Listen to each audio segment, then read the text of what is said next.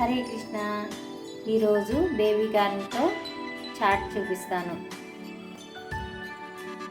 Baby corn ముక్కల్ని 80% ఇలా ఉడికించుకోవాలి.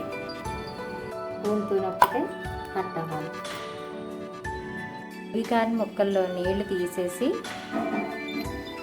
ఇలా గట్టిగా పిండాలి. నీళ్ళు తీసేసాక కూడా పిండితే చాలా వాటర్ వస్తుంది.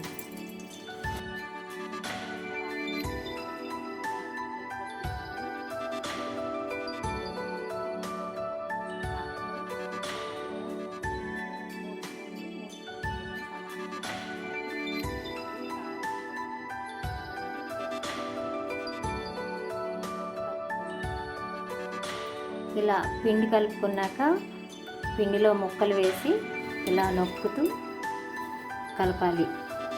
ప్రతి మొక్కకి పిండి కోట్ అయ్యేలా చూసుకోవాలి. ప్రతి మొక్కకి పిండి బాగా అంటుకుంది.